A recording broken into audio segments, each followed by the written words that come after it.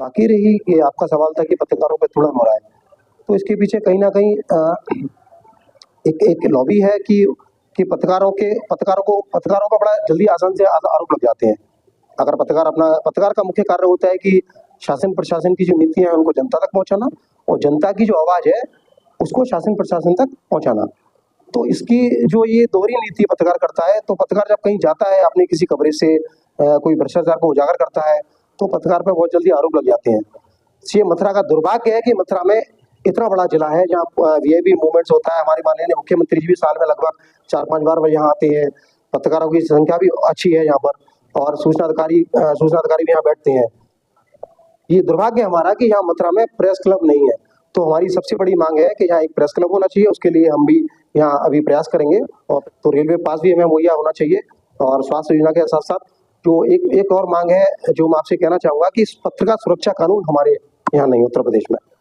नमस्कार, आप देख रहे हैं अपनी मथुरा न्यूज और मैं हूं आपके साथ, मैं प्रतीक चतुर्वेदी। देखिए, जिस प्रकार से हम लगातार आपको मथुरा से जुड़ी हर खबर दिखाते रहते हैं, तो उसी में मथुरा के एक बहुचर्चित पत्रकार और जो पत्रकारों के हमेशा हितों में खड़े रहते हैं, ऐसे हैं नरेंद्र भारद्वाज जी। वही जहां पत्रकारों पर कोई मामला आता है तो वह सामने खड़े दिखते हैं और लगातार पत्रकारों की आवाज को उठाने का कार्य करते दिखाई देते हैं। वहीं हाल ही में एक मामला सामने आया जिसमें एक पत्रकार पर कुछ लोगों के द्वारा प्रहार किया गया, उसको गंभीर रूप से घायल किया गया, उसे चोटिल किया गया और उसका इलाज इस समय जिला अस्पताल में चल रहा है।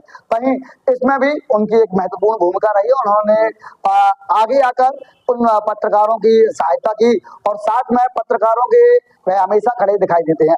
तो ऐसे ही हैं नरेंद्र भारद्वाज जी, जानेंगे इनसे कि जिस प्रकार से पत्रकारों पर लगातार हमले की जो सूचना है वह लगातार सामने आती रहती है, तो क्या कहेंगे ये और किस प्रकार से देखते हैं इस हमले को?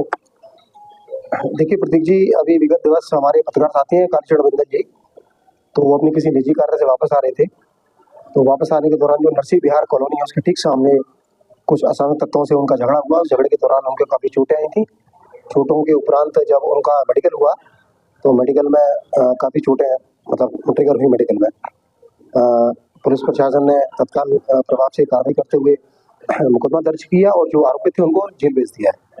तो ये एक बहुत बड़ी घटना थी मथुरा जनपद में और इसके लिए उत्तर प्रदेश श्रमजीवी पत्रकार यूनियन के बैनर तले हम सभी पत्रकारों ने इसमें पुलिस से हमने बात की और कप्तान साहब का इसमें योगदान रहा, सीओ मैडम का, कोतवाल साहब का भी बड़ा योगदान रहा।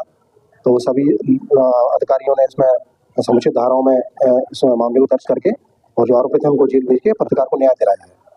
बाकी रही ये आपका सवाल था कि पत्रकारों पर तुड़न हो रहा है, तो इसके पीछे कहीं ना कहीं एक लॉबी है कि पत्रकारों का बड़ा जल्दी आसान से आरोप लग जाते हैं। अगर पत्रकार का मुख्य कार्य होता है कि शासन प्रशासन की जो नीतियां हैं उनको जनता तक पहुंचाना और जनता की जो आवाज है उसको शासन प्रशासन तक पहुंचाना। तो इसकी जो ये दोहरी नीति पत्रकार करता है, तो पत्रकार जब कहीं जाता है अपनी किसी कवरेज से कोई भ्रष्टाचार को उजागर करता है, तो पत्रकार पर बहुत जल्दी आरोप लग जाते हैं और कुछ एक असामयिक तत्व पत्रकार पे हावी होने की कोशिश करते हैं। इसी दौरान वो घटना हो जाती है। इससे बचने के लिए सबसे बड़ा अच्छा एक उपाय ये है कि आप कभी भी एक पक्षीय खबर ना लगाएं। अगर पत्रकार कोई खबर लगा रहा है, आपको खबर लगानी है अपने चैनल के माध्यम से, अपने अखबार के माध्यम से, तो समुचित एक तो आपको उससे जो जिस विषय वस्तु को लेकर आप समाचार लगा रहे हैं आपको पूरी नॉलेज होनी चाहिए और इसके अलावा जो संबंधित अधिकारी हैं, संबंधित पक्ष है, उनका पक्ष भी आपको समाचार पत्र में या अपने चैनल में प्रकाशित करना चाहिए। अंशा, जिस प्रकार से मैं देखता आया हूँ शुरू से, जब से मैं पत्रकारिता कर रहा हूँ, कि आप पत्रकारों के हितों में हमेशा खड़े दिखाई देते हैं। वहीं अभी यह मामला हुआ, इससे पूर्व भी पत्रकारों पर उत्पीड़न के मामले आते हैं। पत्रकारों पे जो लोग हैं वह झूठे मुकदमे लगवाने की बातें करते रहते हैं और कुछ बाहुबली लोग पत्रकारों को दबाते भी दिखाई देते हैं। तो ऐसे जो पत्रकार जनता की आवाज को उठाने का कार्य करता है, उस पर जब ऐसे आरोप लगते हैं तो पत्रकार कहीं ना कहीं अपने आप को अकेला महसूस करता है। तो वहीं जहाँ आप उसे दिखाई देते हैं तो एक पत्रकारों का संगठन एक साथ दिखाई देता है और पत्रकार सभी साथ दिखाई देते हैं।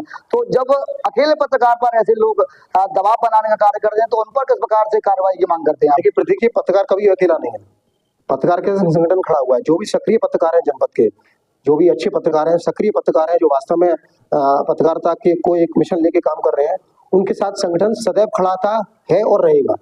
तो पत्रकार अगर आपको अकेला समझता है अपने आप को, तो उसकी गलतफहमी है। हमारा संगठन पत्रकार के साथ हमेशा है और रहेगा। तो पत्रकार अगर वास्तव में जेन्युइन पत्रकार है, वो अगर फील्ड में रह के काम कर रहा है, तो उसको अगर कोई उसका कहीं कहीं उत्पीड़न हो रहा है, उसको कहीं कुछ धमकी मिल रही है, तो वो हम उसके संग साथ कंधे से कंधे मिला के खड़े हैं। अगर उसका कहीं उत्पीड़न हो रहा है तो हम किसी भी पत्रकार का जनपद क्या पूरे प्रदेश में पूरे देश में उत्पीड़न नहीं होना चाहिए।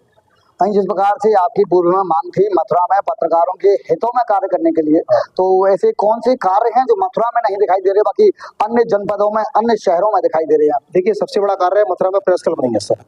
मथुरा में एक आधिकारिक प्रेस क्लब नहीं है। यहाँ तक अगर हम लगभग पूरे प्रदेश की बात करेंगे तो लगभग प्रदेश के 90% जिलों में, पूरे उत्तर प्रदेश सबसे बड़ा प्रदेश है देश का, तो उत्तर प्रदेश में लगभग उत्तर प्रदेश में जो जिले हैं उसमें 90% जिलों में आधिकारिक प्रेस क्लब है।